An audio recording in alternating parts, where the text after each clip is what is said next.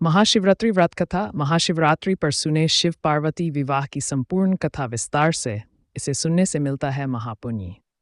शिव पार्वती विवाह कथा। महाशिवरात्रि का महापर्व भगवान शिव और माता पार्वती के विवाहोत्सव के रूप में मनाया जाता है। इस दिन भगवान शिव और माता पार्वती की विधि विधान से पूजा करने पर आपको इच्छित फल की प्राप्ति होती है।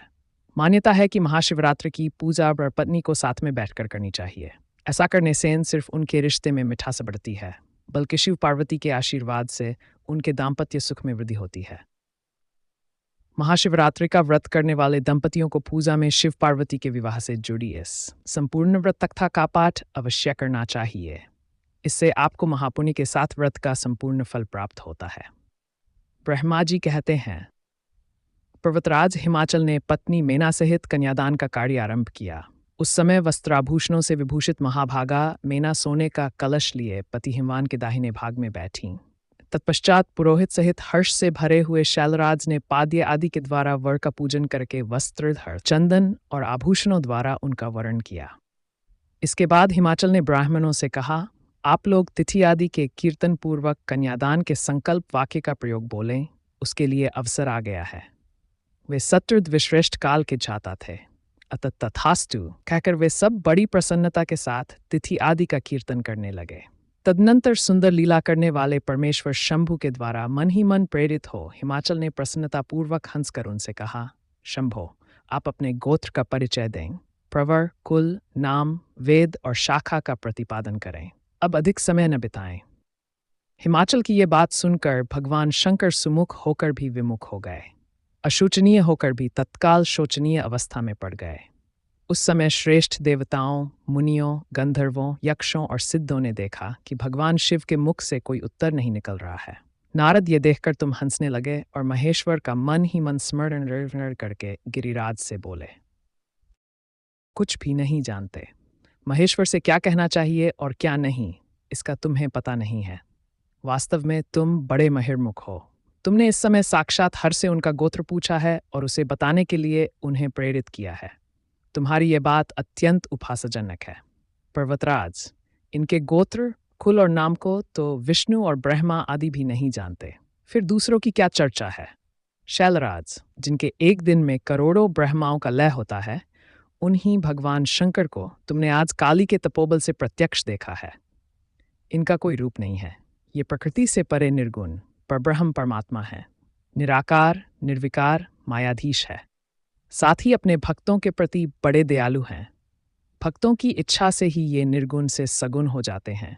निराकार होते हुए भी सुंदर शरीर धारण कर लेते हैं और अनामा होकर भी बहुत से नाम वाले हो जाते हैं।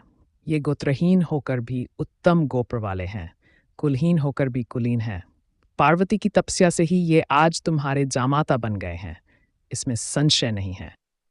गिरिश्रेष्ठ, इन लीला विहारी परमेश्वर ने चराचर जगत को मोह में डाल रखा है। कोई कितना ही बुद्धिमान क्यों न हो, वह भगवान शिव को अच्छी तरह नहीं जानता। ब्रह्मा जी कहते हैं, मुने, ऐसा कहकर शिव की इच्छा से कार्य करने वाले तुच्छ जानी देवर्षि ने शैलराज को अपनी वाणी से हर्ष प्रदान करते हुए फिर इस प्रकार उत्तर दिया। नारद बोले, शिवा को जन्म देने वाले तात महाशैल, मेरी बात सुनो और उसे सुनकर अपनी पुत्री शंकर जी के हाथ में दे दो। लीलापूर्वक रूप धारण करने वाले सगुण महेश्वर का गोत्र और कुल केवल नाद ही है। इस बात को अच्छी तरह समझ लो। शिव नाद में है और नाद शिव में है। सर्वथा सदी बात है। नाद और शिव, इन दोनों में कोई अंतर नहीं है। शैलेन, सृष्टि के समय सबसे पहले लीला के लिए सगुण रूप धारण करने वाले शिव से नाद ही प्रकट हुआ था, अतः वह सबसे उत्कृष्ट है। हिमालय, इसलिए मन ही मन सर्वेश्वर शंकर के द्वारा प्रेरित हो मैंने आज अभी वीणा बजाना आरंभ कर दिया था। ब्रह्मा जी कहते हैं, मुने, तुम्हारी ये बात सुनकर गिरिराज हिमालय को संतोष प्राप्त हुआ और उनके मन का सारा विस्मय जाता रहा। तदनंतर श्री विष्णु आदि देवता तथा मुनि सबके सब विस्मय रहित हो नारद को साधुवाद देने लगे। महेश्वर की गंभीरता जानकर सभी विद्वान आश्चर्यचकित हो बड़ी प्रसन्नता के साथ परस्पर बोले, अहो, जिनकी आज्ञा से इस विशाल जगत का प्राकट्य हुआ है, जो परात्परतर, आत्मबोध स्वरूप, स्वतंत्र लीला करने वाले तथा उत्तम भाव से ही जानने योग्य हैं, उन त्रिलोकनाथ भगवान शंभु का आज हम लोगों ने भली भांति दर्शन किया है। उसके बाद हिमालय ने विधि के द्वारा प्रेरित हो भगवान शिव को अपनी कन्या का दान कर दिया। कन्यादान करते समय वे बोले, परमेश्वर, मैं अपनी ये कन्या आपको देता हूँ, आप इसे अपनी पत्नी बनाने के लिए ग्रहण करें। सर्वेश्वर, इस कन्यादान से आप संतुष्ट हों। इस मंत्र का उच्चारण करके हिमाचल ने पुत्री त्रिलोकजननी पार्वती को उन महान देवता रुद्र के हाथ में दे दिया। इस प्रकार शिवा का हाथ शिव के हाथ में रखकर शैलराज मन ही मन बड़े प्रसन्न हुए। उस समय वे अपने मनोरथ के महासागर को पार कर गए थे। परमेश्वर महादेव जी ने प्रसन्न हो वेदमंत्र के उच्चारण पूर्वक गिरिजा के करकमल को शीघ्र अपने हाथ में ले लिया। मुने, लोकाचार के पालन की आवश्यकता को दिखाते हुए उन भगवान शंकर ने पृथ्वी का स्पर्श करके को अदात इत्यादि रूप से काम संबंधी मंत्र का पाठ किया। उस समय वहां सबूर महान आनंद का महोत्सव होने लगा। पृथ्वी पर, अंतरिक्ष में तथा स्वर्ग में भी जयकार का शब्द गूंजने लगा। सब लोग अत्यंत हर्ष से भरकर साधुवाद देने और नमस्कार करने लगे। गंधर्वगण प्रेम पूर्वक गाने लगे और अप्सराएं नृत्य करने लगीं। हिमाचल के नगर के लोग भी अपने मन में परमानंद का अनुभव करने लगे। उस समय महान उत्सव के साथ परमंडल मनाया जाने लगा। मैं, विष्णु, इंद्र, देवगण तथा संपूर्ण मुनि हर्ष से भर गए। हम सबके मुखारविंद प्रसन्नता से खिल उठे। तदंतर शैलराज हिमाचल ने अत्यंत प्रसन्न हो शिव के लिए कन्यादान की यथोचित रजामंदी प्रदान की। तत्पश्चात उनके बंधुजनों ने भक्तिपूर्वक शिव का पूजन करके नाना विधि विधान से भगवान शिव को उत्तम द्रव्य समर्पित किया। हिमालय ने दहेज में अनेक प्रकार के द्रव्य, रत्न, पात्र, 1,00,000 सुजित गाय, 1,00,000 सजे सजाए घोड़े, करोड़ हाथी और उतने ही सुवर्ण जटित रथ आदि वस्तुएं दीं। इस प्रकार परमात्मा शिव को विधिपूर्वक अपनी पुत्री कल्याणमयी पार्वती का दान करके हिमालय कृतार्थ हो गए। इसके बाद शैलराज ने यजुर्वेद की माध्यंदिनी शाखा में वर्णित स्तोत्र के द्वारा दोनों हाथ जोड़ प्रसन्नतापूर्वक उत्तम वाणी में परमेश्वर शिव की स्तुति की।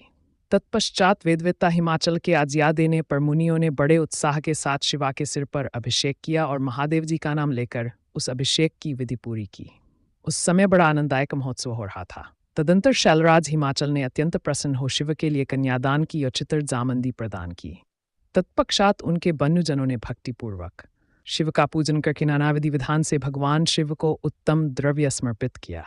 हिमालय ने दहेज में अनेक प्रकार के द्रव्य, रत्न, पात्र, 1,00,000 सुजित गाय, 1,00,000 सजे सजाए घोड़े, करोड़ हाथी और उतने ही सुवर्ण जड़ित रथ आदि वस्तुएं दीं। इस प्रकार परमात्मा शिव को विधिपूर्वक अपनी पुत्री कल्याणमयी पार्वती का दान करके हिमालय कृतार्थ हो गए।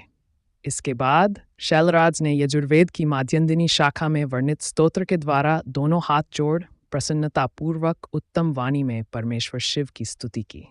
तत्पश्चात वेदवेत्ता हिमाचल के आज्ञा देने पर मुनियों ने बड़े उत्साह के साथ शिवा के सिर पर अभिषेक किया और महादेव जी का नाम लेकर उस अभिषेक की विधि पूरी की।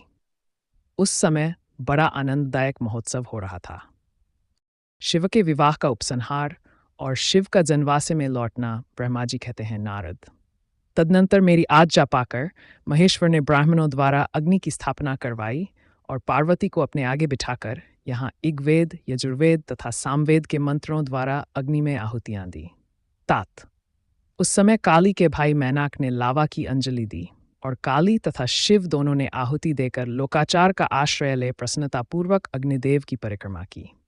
नारद, तदनंतर शिव की आज्ञा से मुनियों सहित मैंने शिक्षा शिव विवाह का शेष कार्य प्रसन्नतापूर्वक पूरा किया। फिर उन दोनों दंपति के मस्तक का अभिषेक हुआ। ब्राह्मणों ने उन्हें आश्रयपूर्वक ध्रुव का दर्शन कराया। तत्पश्चात हृदयालंबन का कार्य हुआ। फिर बड़े उत्साह के साथ स्वस्ति वाचन किया गया। इसके पश्चात ब्राह्मणों की आज्ञा शिव ने शिवा के सिर में सिंदूर दान किया। उस समय गिरिराजन नंदिनी उमा की शोभा अद्भुत और अवर्णनीय हो गई। फिर ब्राह्मणों के आदेश से वे शिव दंपनी एक आसन पर विराजमान हो भक्तों के चित्त को आनंद देने वाली उत्तम शोभा पाने लगे। मुने, तदनंतर अद्भुत लीला करने वाले उन नव दंपति ने मेरी आज्ञा पाकर अपने स्थान पर आसन प्राशन किया। इस प्रकार विधिपूर्वक उस वैवाहिक यज्ञ के पूर्ण हो जाने पर भगवान शिव ने मुझ लोकसृष्टा ब्रह्मा को पूर्ण पात्र दान किया। फिर शंभु ने आचार्य को गोदान किया। मंगलदायक जो बड़े बड़े दान बताए गए हैं वे भी सहर्ष संपन्न किए। तत्पश्चात उन्होंने बहुत से ब्राह्मणों को पृथक पृथक 100 सुवर्ण मुद्राएं दीं, करोड़ों रत्न दान किए और अनेक प्रकार के द्रव्य बांटे। उस समय सब देवता तथा दूसरे दूसरे चराचर जीव मन में बड़े प्रसन्न हुए और जोर जोर से जय जयकार की ध्वनि होने लगी। सब और मांगलिक शब्द और गीत होने लगे। वाद्यों की मनोहर ध्वनि सबके आनंद को बढ़ाने लगी।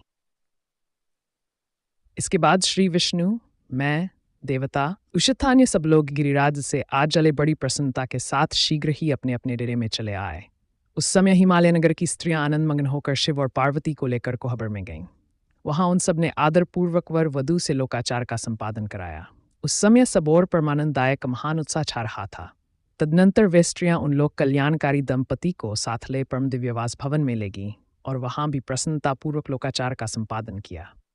इसके बाद गिरिराज के नगर की स्त्रियों ने समीप आकर मंगलकृत्य करके उन नवदंपति को केले गृह में पहुंचाया और जयध्वनि करती हुई उनके गठबंधन की गांठ खोलने आदि का कार्य संपन्न किया। उस समय उन नूतन दंपति को देखने के लिए 16 दिव्य नारियां बड़े आदर के साथ शीघ्रतापूर्वक वहां आईं। उनके नाम इस प्रकार हैं: लक्ष्मी, सावित्री, गंगा, अदिति, शची, लोपामुद्रा, अरुंधति, अहल्या, तुलसी, स्वाहा, रोहिणी, पृथ्वी, शत्रुपा, संजा तथा रति। ये देवांगनाएं तथा मनोहारिणी, देवकन्या, नागकन्या और मुनिकन्याएं भी वहां आ पहुंची। वहां जितनी स्त्रियां उपस्थित थीं, उन सब की गणना करने में कौन समर्थ है? उनके दिए हुए रत्नमय सिंहासन पर भगवान शिव प्रसन्नतापूर्वक बैठे। उस समय उन्होंने शिव से नाना प्रकार की विनोदपूर्ण बातें कहीं। तदनंतर प्रसन्नचित्त हुए महेश्वर ने अपनी पत्नी के साथ मिष्टांतर भोजन और आचमन करके कपूर। इसी अवसर पर अनुकूल समय जान प्रसन्न हुई रति ने दीनवत्सल भगवान शंकर से कहा, भगवान, पार्वती का पाणिग्रहण करके आपने अत्यंत दुर्लभ सौभाग्य प्राप्त किया है। बताइए, मेरे प्राणनाथ को, जो सर्वदा स्वार्थ रहित थे, आपने क्यों भस्म कर डाला? अब यहाँ मेरे पति को जीवित कीजिए और अपने अंतःकरण में काम संबंधी व्यापार को जगाइए। आपको और मुझको जो समान रूप से वियोगजनित संताप प्राप्त हुआ है, उसे दूर कीजिए। महेश्वर, आपके इस विवाहोत्सव में सब लोग सुखी हुए हैं, केवल मैं ही अपने पति के बिना दुख में डूबी हुई हूँ। देवशंकर, प्रसन्न होइए और मुझे सनात कीजिए। दीनबंधो, परम प्रभो, अपनी चराचर प्राणियों सत्य कीजिए। तीनों लोकों में आपके सिवा दूसरा कौन है जो मेरे दुख का नाश करने में समर्थ हो? ऐसा जानकर आप मुझ पर दया कीजिए। तीनों पर दया करने वाले नाथ, सबको आनंद प्रदान या करने वाले, अपने इस विवाहोत्सव में मुझे भी और उत्सव संपन्न बनाएं। मेरे प्राणनाथ के जीवित होने पर ही अपनी प्रिया पार्वती के साथ आपका सुंदर विहार परिपूर्ण होगा, इसमें संशय नहीं है। सर्वेश्वर, आप सब कुछ करने में समर्थ हैं, क्योंकि आप ही परमेश्वर है। यहाँ अधिक कहने से क्या लाभ? सर्वेश्वर, आप शीघ्र मेरे पति को जीवित कीजिए। ऐसा कहकर रति ने गांठ में बंधा हुआ कामदेव के शरीर का भस्म शंभु को दे दिया और उनके सामने हे नाथ कहकर रोने लगी। रति का रोदन सुनकर सरस्वती आदि सभी देवियां रोने लगी और अत्यंत दीनवाणी में बोली, आपका नाम भक्तवत्सल है, आप दीनबंधु और दया के सागर हैं, अतः काम को जीवन दान दीजिए और रति को उत्साहित कीजिए। आपको नमस्कार है। ब्रह्मा जी कहते हैं, नारद, उन सब की ये बात सुनकर महेश्वर प्रसन्न हो गए। उन करुणासागर प्रभु ने तत्काल ही रति पर कृपा की। भगवान शूलपाणी की अमृतमयी दृष्टि पड़ते ही पहले जैसे रूप, वेश से युक्त अद्भुत मूर्तिधारी सुंदर कामदेव उस भस्म से प्रकट हो गया। अपने पति को वैसे ही रूप, आकृति, मंद मुस्कान और धनुष बाण से युक्त देख रति ने महेश्वर को प्रणाम किया। वह कृतार्थ हो गई। उसने प्राणनाथ की प्राप्ति कराने वाले शिव को प्रणाम किया। अपने जीवित पति के साथ हाथ जोड़कर बारंबार स्तवन किया।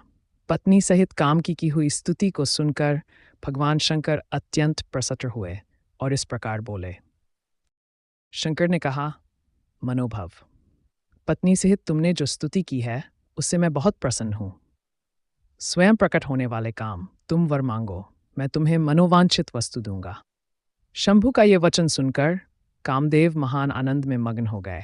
कामदेव ने कहा, देवदेव महादेव, करुणा सागर प्रभो, यदि आप मुझ पर प्रसन्न है तो मेरे आनंददायक होइए प्रभो। पूर्व काल में मैंने जो अपराध किया था उसे क्षमा कीजिए। स्वजनों के प्रति परम प्रेम और अपने चरणों की भक्ति दीजिए। कामदेव का ये कथन सुनकर परमेश्वर शिव प्रसन्न हो बोले, बहुत अच्छा। इसके बाद उन करुणानिधि ने हंसकर कहा, महामते कामदेव, मैं तुम पर प्रसन्न हूँ। तुम अपने मन से भय को निकाल दो, भगवान विष्णु के पास जाओ और इस घर से बाहर ही रहो। तदनंतर काम शिवजी को प्रणाम करके बाहर आ गया। विष्णु आदि देवताओं ने उसे आशीर्वाद दिया। इसके बाद भगवान शंकर ने उस वाम भवन में पार्वती को बाएं बिठाकर मिष्टान भोजन कराया और पार्वती ने भी प्रसन्नतापूर्वक उनका मुंह मीठा किया। तदनंतर वहां लोकाचार का पालन करते हुए आवश्यक कृत्य करके मेना और हिमवान की आज्ञा ले भगवान शिव जनवासे में चले गए। मुने उस समय महान उत्सव हुआ और वेदमंत्रों की ध्वनि होने लगी। चारों प्रकार के बाजे बजाने लगे। जनवासे में अपने स्थान पर पहुंचकर शिव ने मुनियों को प्रणाम किया। श्री हरि को मुझे भी मस्तक झुकाया। फिर सब देवता आदि ने उनकी वंदना की। उस समय वहां जय जयकार, नमस्कार तथा समस्त विघ्नों का विनाश करने वाली शुभदायिनी वेद ध्वनि भी होने लगी। इसके बाद मैंने भगवान विष्णु ने तथा इंद्र, ऋषि और सिद्ध आदि ने भी शंकर जी की स्तुति की।